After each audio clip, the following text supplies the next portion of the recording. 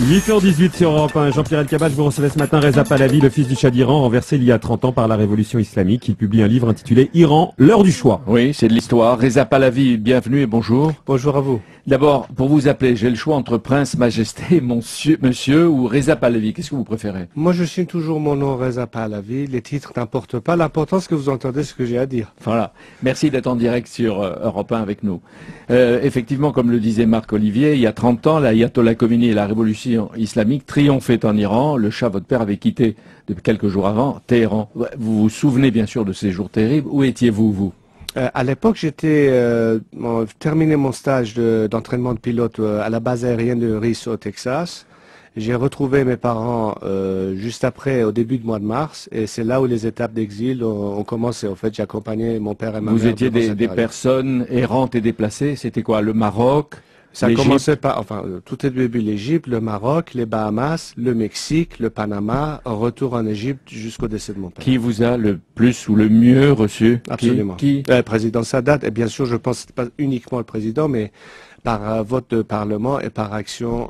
Donc l'Égypte, et Hassan II et le Maroc. Voilà. Où vous avez vécu au Maroc? Au Maroc, après le décès de mon père, j'ai vécu au Maroc pendant presque 3 ans, entre 1981 et 84. Donc, avant de retourner entre les États-Unis. Et maintenant, vous vivez où?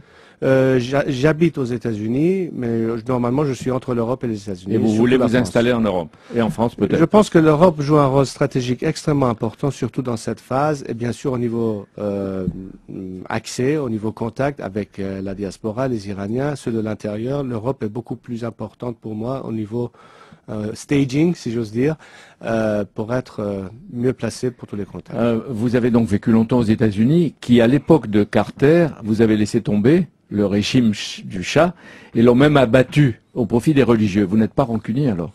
C'était tout un calcul qui avait été fait à l'époque de l'administration Carter en pensant que la création d'une ceinture verte islamique ferait barrage ou obstacle à la pénétration du communisme dans la région. C'était la logique de l'époque.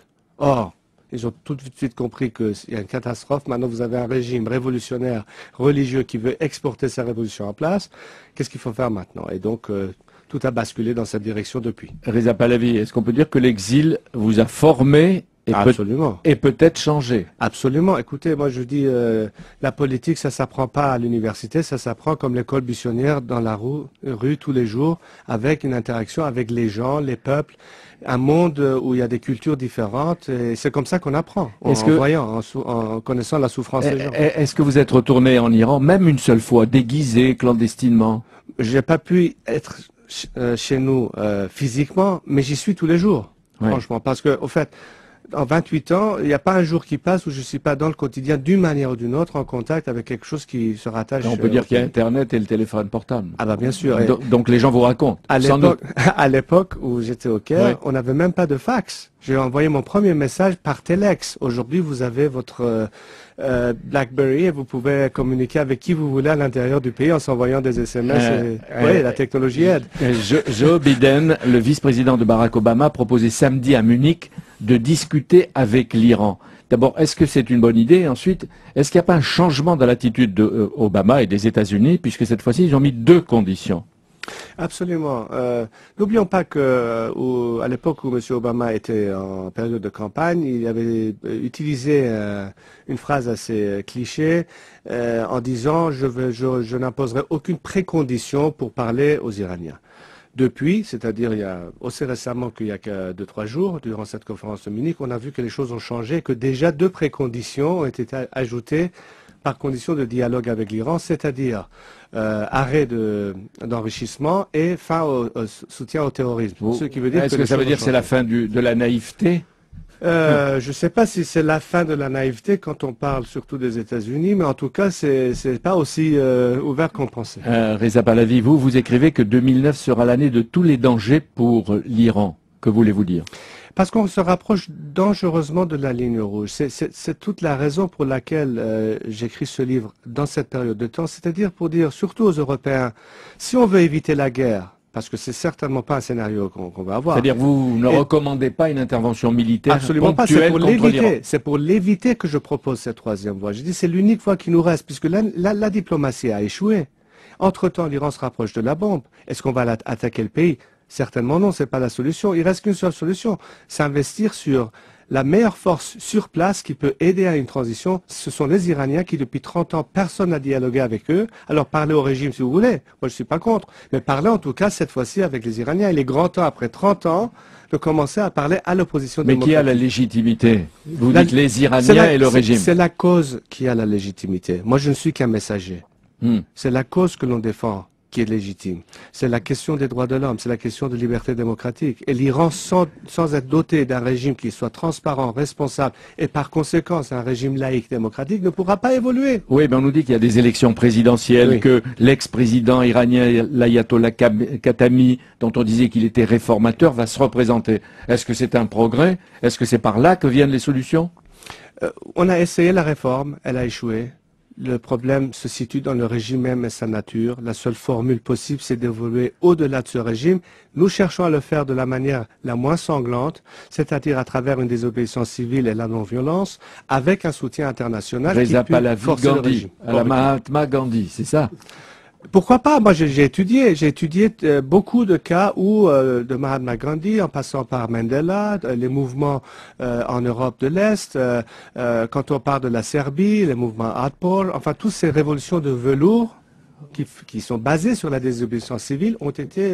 L'Iran, d'après ce qu'on me dit, connaît une littérature féminine abondante qui circule sous le manteau, qui est un appel à la liberté. D'après ce que vous savez, de quoi les gens souffrent dans votre pays aujourd'hui? Vous pouvez peut-être pas être impartial, mais à votre avis, d'après ce que vous savez. Avant tout, c'est la situation économique, ça va sans dire. Aujourd'hui, il y a un malaise économique, c'est plus qu'un malaise, c'est vraiment la catastrophe. Il y a le taux de pauvreté, il y a le taux de chômage, il y a les prix exorbitants, il y a le prix du pétrole qui baisse. En plus, donc on va vers une crise économique. Mais au-delà de cette crise économique, pour expliquer comment en sortir, c'est la façon dont le pays est géré. Or, si vous êtes géré par un régime corrompu et mafieux, on ne peut pas s'attendre à ce qu'il y ait vraiment un changement réel. L'Iran a placé la semaine dernière, Reza Pahlavi, en orbite un satellite de fabrication 100% iranienne baptisé Omid Espoir. Des experts français disent que ce satellite n'est qu'une caisse à savon qui va vite retomber. Mais n'est-ce pas un pas de plus pour que l'Iran dispose de fusées capables de frapper Israël et le sud-est de l'Europe? Et potentiellement, bien sûr, oui, ça fait partie de tout un programme nucléaire. Et tout ceci ne peut que renforcer l'inquiétude légitime que le monde a sur le comportement de ce régime et sa nature, sa non-transparence, ce côté toujours à vouloir ne pas franchement aborder les choses. Et qu'est-ce que vous demandez, Reza Pahlavi, j'ose pas dire à la communauté internationale, Hubert Védrine dit toujours que ça ne représente rien, mais à l'Europe, par exemple? Justement, nous avons un créneau de temps devant nous. Quand je dis nous Iraniens, vous Européens, on regarde ensemble dans cette espèce d'espace vital dans lequel nous vivons ensemble. Nous avons des intérêts communs.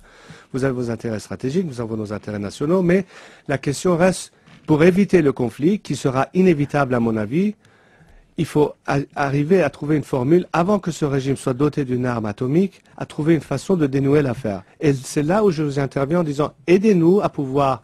de l'intérieur. Et démocratiquement, si c'est possible. Plus que possible. Et d'avoir un processus. Et de forcer ce régime au recul et éventuellement... Les prochaines élections, c'est bidon. Bien sûr que c'est bidon. C'est théâtral. Vous, Reza Pahlavi, héritier du trône de votre père, le Shah d'Iran, est-ce que vous croyez que vous pourrez un jour jouer un rôle dans un Iran démocratique et laïque? Je suis toujours prêt à servir mon pays, peu importe dans quelle capacité, c'est à mes concitoyens de choisir, mais en tout cas aujourd'hui je n'ai qu'une seule mission, c'est celle de libérer mon pays. Mais c'est pas pour venger l'œuvre de votre père? Non, c'est pour amener ce que les Iraniens ont toujours voulu avoir, une vraie chance de participation et de liberté. Donc ici, en Europe et peut-être à Paris, vous vous préparez avec l'espoir d'être un jour un recours pour l'Iran? Je suis toujours leur serviteur.